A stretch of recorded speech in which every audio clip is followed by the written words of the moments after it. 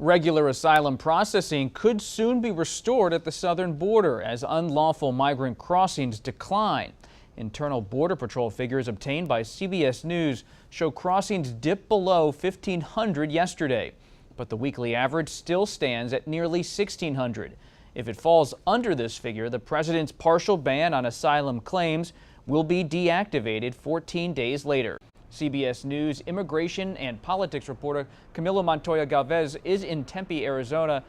Camilo, thanks for being here. Unlawful border crossings last month did fall to their lowest number in nearly 4 years. So what is the president's next step? What is the administration doing?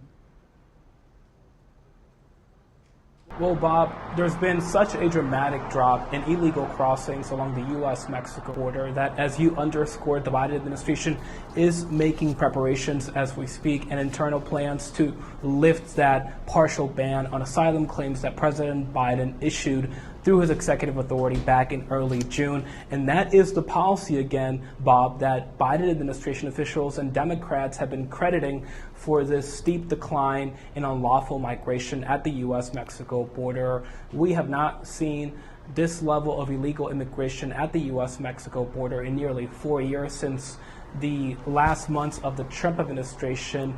And again, Biden administration officials had been arguing this policy is the leading catalyst behind this massive drop, alongside scorching summer temperatures along the border and also Mexico's efforts to stop migrants. And the administration is preparing to lift this policy, but it is important to note, Bob, that even if this threshold is reached of 1,500 rather, of a weekly average of crossings, the administration still has another asylum restriction that is set up in 2023 that will disqualify most migrants who are not from Mexico from asylum. That will remain in place. What's the latest reporting on the administration's handling of migrant sponsorship in that policy front, especially with the administration's concern about possible fraud? Well, Bob, the administration has tried to take a multi-pronged approach to unlawful immigration at the border. They are certainly cracking down now, even more so than at the beginning of the administration, by implementing these tougher asylum rules. But at the same time, Bob, they are also expanding legal opportunities for migrants to come to the U.S. with a sponsor or through another mechanism in a legal, again, and safe fashion. And one of those ways is a program that allows Cubans, Haitians, Nicaraguans, and Venezuelans to fly to the U.S. if they have sponsors. 30,000 people a month have been benefiting from this policy, but the administration has now put a pause to it and has stopped issuing new travel permits under this policy because of concerns about fraud among sponsors.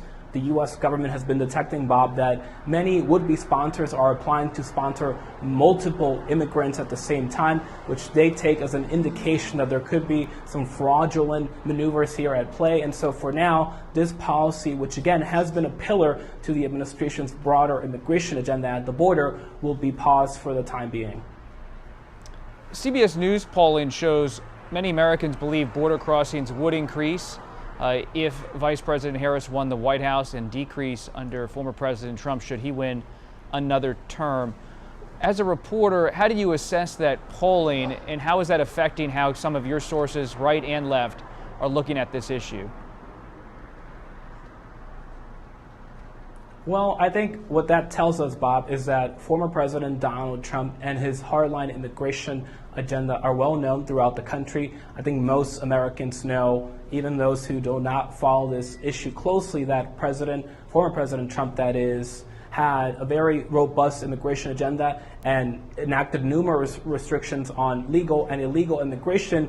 And make no mistake, he has promised to undertake a radical shift on this issue if elected in November, including by conducting the largest deportation operation in U.S. history, ending birthright citizenship, and militarizing the border by deploying the National Guard in the military there.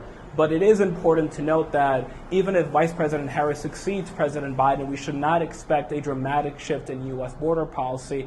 I spoke to Harris's campaign manager, Julie Chavez Rodriguez, a week ago, and she signaled to me that President Biden's partial ban on asylum claim, that policy we were just talking about, is likely to remain in place if Harris is elected, despite pressure from some more progressive Democrats and advocates who are very concerned about the administration's pivot on asylum.